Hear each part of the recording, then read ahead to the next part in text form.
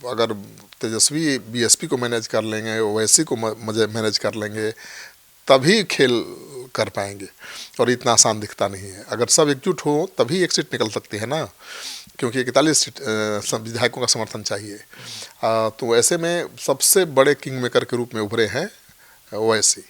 जिसका साथ देंगे, जिसका समर्थन करेंगे, उसी की जीत पक्की होगी। नमस्कार, मैं अंकित और आप देख रहे हैं सिटी पोस्ट लाइव। अप्रैल में बिहार से खाली हो रही राज्यसभा की 5 सीटों के लिए चुनाव की जो तारीखें है उसका ऐलान हो गया है। 26 फरवरी को नोटिफिकेशन जारी होगा और 16 मार्च को वोटिंग होगी और उसी दिन नतीजों का ऐलान भी कर दिया जाएगा। इस बार के चुनाव में आरजेडी को 2 सीटों का नुकसान और बीजेपी को 2 सीटों का फायदा होना तय है। आज इस पूरे मुद्दे पर विस्तार से जानेंगे चीफ एडिटर श्रीकांत प्रत्यु सर के साथ। सर, सवाल है कि राज्यसभा चुनाव का फॉर्मूला क्या होता है? देखिए, 9 अप्रैल 2026 को जिन 5 नेताओं का कार्यकाल पूरा हो रहा है, उनमें आरजेडी के प्रेमचंद गुप्ता हैं, एडी सिंह हैं, और जेडीयू के हरिवंश सिंह और रामनाथ ठाकुर, और राष्ट्रीय लोक मोर्चा के राष्ट्रीय अध्यक्ष उपेंद्र कुशवाहा हैं। राज्यसभा चुनाव में एक सीट के लिए इस बार कम से कम 41 विधायकों के समर्थन की जरूरत होगी। इसके लिए फार्मूला तय है कि जितनी सीटों पर चुनाव होना है उनमें एक जोड़कर इसे विधानसभा की कुल सीटों से डिवाइड किया जाता है। इस लिहाज से विधानसभा की कुल 243 सीटों को 6 से भाग दिया जाए तो 40.5 पॉइंट आता है, यानी 41 विधायक का समर्थन जरूरी है राज्यसभा जाने के लिए।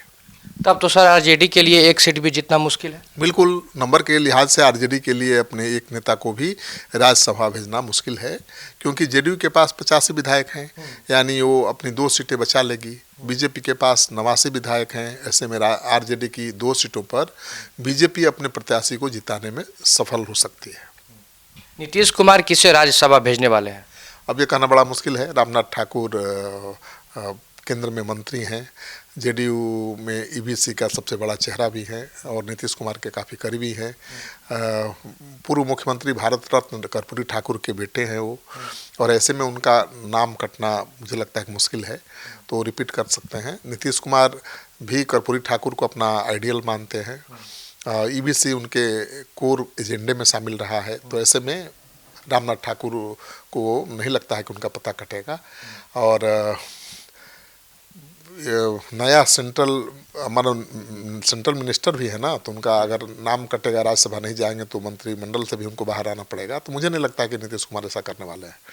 हरिवंश नारायण सिंह जेडीयू कोटे से लगातार 2 टर्म राज्यसभा जा चुके हैं। अगस्त 2018 से लगातार राज्यसभा के उपसभापति बने हुए हैं। नीतीश कुमार के वो भी करीबी हैं और पीएम नरेंद्र मोदी से भी उनके बहुत बेहतर रिश्ते हैं, लेकिन इनके नाम पर संशय है, क्योंकि नीतीश कुमार बिरले किसी को 2 बार से ज़्यादा बार राज्यसभा भेजते हैं। अभी तक मुझे लगता है कि 3 नेता हैं जिनको नीतीश कुमार ने तीसरी बार राज्यसभा भेजा है। एक है किंग महेंद्र, वशिष्ठ नारायण सिंह और शरद यादव। उसके बाद किसी को भेजा नहीं, तो उम्मीद है कि इस बार हरिवंश नारायण फंस जाएंगे। सर, सवाल है कि हरिवंश की जगह राज्यसभा जाने का मौका किसे मिल सकता है? हाँ बिल्कुल, अब देखिए चर्चा तो ये भी है कि मनीष वर्मा जो जेडीयू कोटे से जा सकते हैं, क्योंकि वो नीतीश कुमार के बेहद करीबी हैं, आईएएस अधिकारी हैं, और अगर हरिवंश का नाम कटता है तो नीतीश कुमार इन्हें राज्यसभा भेज सकते हैं। और मनीष वर्मा नीतीश कुमार के बेहद करीबी अधिकारी माने जाते रहे हैं, उनके सलाहकार के रूप में काम कर चुके हैं। फिलहाल जेडीयू के राष्ट्रीय महासचिव हैं। आईएएस की नौकरी भी उन्होंने केवल नीतीश कुमार के साथ जुड़ने के लिए छोड़ी थी। तो संगठन विस्तार के लिहाज से इन्हें भी राज्यसभा भेजने की चर्चा है। तो मान लीजिए कि इनका भी भाग्य का सितारा बुलंद हो सकता है। तो सर फिर बीजेपी किसे राज्यसभा भेजने वाली है? समीकरण के लिहाज से बीजेपी किसको भेजेगी ये कहना बड़ा मुश्किल है, क्योंकि कहा जा रहा है कि 2 सीट है तो एक अगड़ा और एक पिछड़ा को पार्टी भेज सकती है। राज्यसभा में पार्टी का स्वर्ण कोटे से भूमिहार का कोटा खाली है। 2024 में विवेक ठाकुर के लोकसभा का चुनाव जीतने के बाद ये सीट उपेंद्र कुशवाहा को दी गई थी। इसके बाद से वहाँ ये कोटा खाली है। ऐसे में इस बार इस जाति को मौका कहा जा रहा है कि मिल सकता है, लेकिन मुझे लगता है कि इनकी जगह पवन सिंह को ज़्यादा चांस है। पवन सिंह जा सकते हैं, क्योंकि उन्होंने लोकसभा चुनाव में बीजेपी के लिए बहुत अच्छा काम किया था। इसके अलावा ओबीसी कैटेगरी के एक नेता को भी मौका मिल सकता है। तो मुझे लगता है कि इस बार एक पवन सिंह और एक ओबीसी के कैटेगरी के नेता को बीजेपी भेज सकती है। सबसे ज्यादा चर्चा इस बात को लेकर है कि क्या उपेंद्र कुशवाहा किसी सदन का मेंबर नहीं रहेंगे। अब देखिए, उनका भी तो कार्यकाल खत्म हो रहा है। विवेक ठाकुर के जगह पर उनको भेजा गया था क्योंकि वो लोकसभा चुनाव लड़े थे, और उपेंद्र कुशवाहा जब चुनाव हार गए तो उनको भेजा गया। सीटों के गणित के लिहाज से देखें तो जेडीयू और बीजेपी के दो सांसद की जीत तय है, लेकिन उसके बाद भी 10 विधायक एक्स्ट्रा बचते हैं इनके पास। इनके अलावा एलजेपी के 19 विधायक हैं, हम के 5 हैं, और उपेंद्र कुशवाहा की पार्टी आरएलएम के 4 विधायक हैं। सबको मिला दीजिए तो 38 विधायक हो जाते हैं। यानी जीतने के लिए मात्र 3 विधायकों की जरूरत पड़ेगी। और विपक्ष में शामिल एमआईएम पहले ही इस बात की घोषणा कर चुका है कि विकास के मुद्दे पर वो एनडीए को सपोर्ट करेगा। यानी 5वीं सीट पर भी एनडीए आसानी से जीत सकता है, लेकिन सब कुछ अब ओवैसी पर है। इस सीट पर फिलहाल उपेंद्र कुशवाहा सांसद हैं, उनके मात्र 4 विधायक हैं। बिहार में सरकार गठन के दौरान आखिरी समय में बेटे को मंत्री बनाकर वो पहले ही अपनी दावेदारी थोड़ा कमज़ोर कर चुके हैं। बेटा मंत्री है, पत्नी विधायिका है, और अब बीजेपी उन्हें राज्यसभा भेज देगी, ऐसी उम्मीद कम है। तो सर, तब तो सबसे ज़्यादा हक चिराग पासवान का एक सीट पर बनता है। बिल्कुल, एक सीट पर तो चिराग पासवान का सबसे ज़्यादा हक बनता ही है, क्योंकि चिराग पासवान लगातार राज्यसभा सीट की मांग करते भी रहे हैं। उनका ये भी दावा है कि एक सीट उनको वादा किया गया था। ऐसे में उन्हें अगर 5वीं सीट का ऑफर की जाती है तो न केवल एनडीए के साथियों को मानना पड़ेगा, बल्कि विपक्षी खेमे से भी 3 विधायकों का जुगाड़ करना पड़ेगा।